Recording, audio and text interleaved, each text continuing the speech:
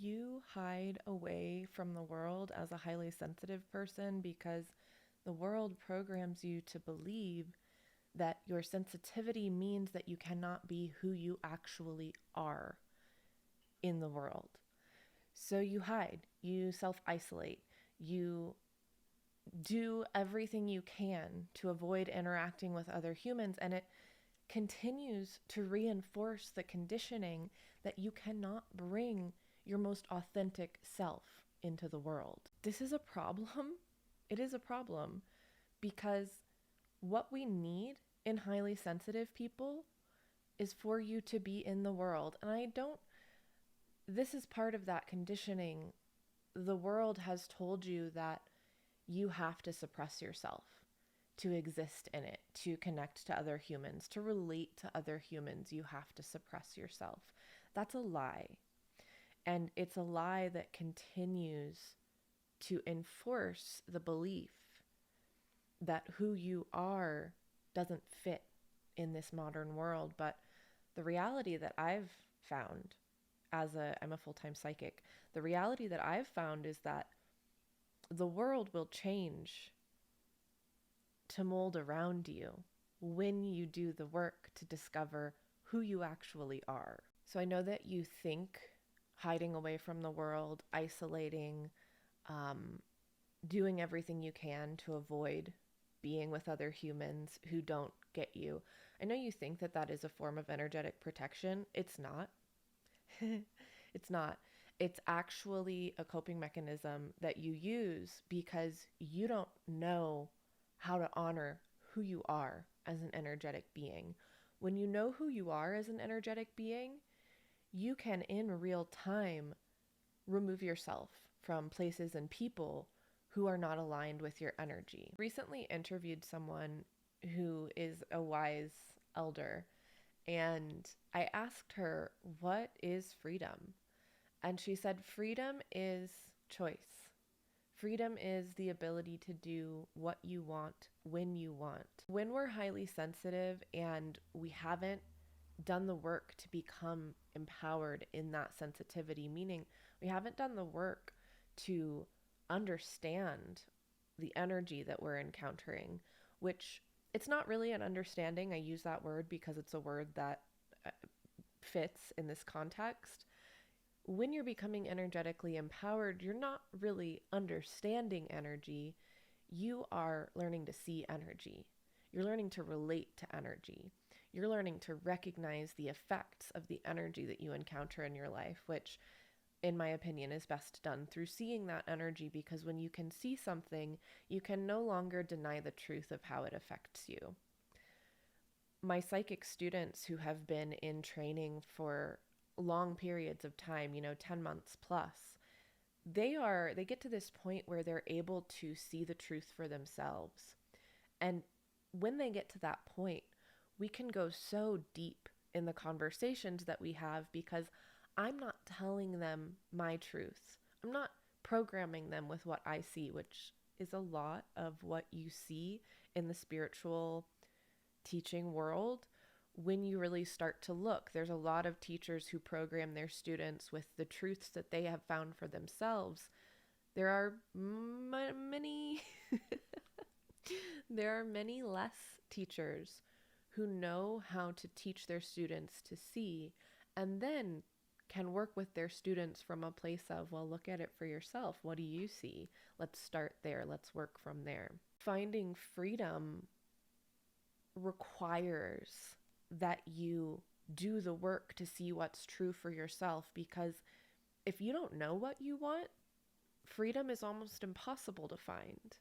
If you don't know who you are, you're never going to experience true freedom, because the way that you navigate your energy levels will always be through external information. That often looks like the way you navigate your energy levels being from a place of shoulds and requirements that you think you need to do to take care of your energy. When you learn to see your energy for yourself, it's often not a daily sameness every day. It's a moment by moment relationship to the energy that you are encountering. And to me, on a psychic level, that is freedom, the ability to see the energy that I'm encountering and adjust accordingly. Whether that means I remove myself from a particular environment because of the energies, or set a different boundary with a person because of the energies that I'm encountering there, that to me is freedom. And it's just another facet of doing what you want when you want. If you don't understand, again, I'm going to use that word because it's one that I think we can all conceptualize. If you don't understand or see the effects of energy on you, then you're going to seek something or someone else outside of you to give you that understanding. We see this so profoundly in the spiritual development realm, in a focus on tarot cards, oracle cards, astrology, human design, the gene keys. I've dabbled in all of it, okay? And as someone who has dabbled in all of it, I can tell you that those tools, they're just tools. Those tools feel so empty when you know how to see your energy field and the energy that you encounter and how that energy relates to your energy field. When you learn to see it for yourself, those tools are fun, they're cute, but they don't hold the depth of awareness that we find when we can see clearly. Being highly sensitive means that your energy is incredibly malleable, and that goes both ways. So, what you have been programmed into in our modern world is believing that your sensitivity means that maybe you can't handle much, or maybe, again, you have to hide yourself away from the world because you can't be who you really are in the context of the world. That is the experience of being highly sensitive when you're not energetically empowered, when you don't understand the energy that you encounter. Now, the flip side of this is that when you start to work with this energetic sensitivity, when you become energetically empowered, you become a very clear tuning fork, we'll say, for the spaces and places that you are a part of. Now, being highly sensitive means that you may not be able to spend extended periods of time in places where your energy is being affected. So for me, what this looks like as a personal example, I really like to go out into the world, but sometimes that looks like running errands. Sometimes that looks like going to the coffee shop and hanging out for an hour or so. Sometimes that looks like going for a walk and letting nature speak to me.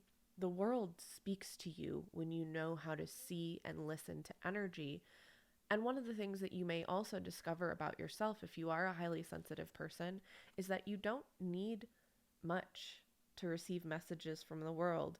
It may be as simple as running to the grocery store to pick up an item, and you get that activation that you need to move through an energy. The reason that I think it's a disservice for highly sensitive people to hide themselves away from the world is because when we do that, we often get stuck in the energy that we're sitting in.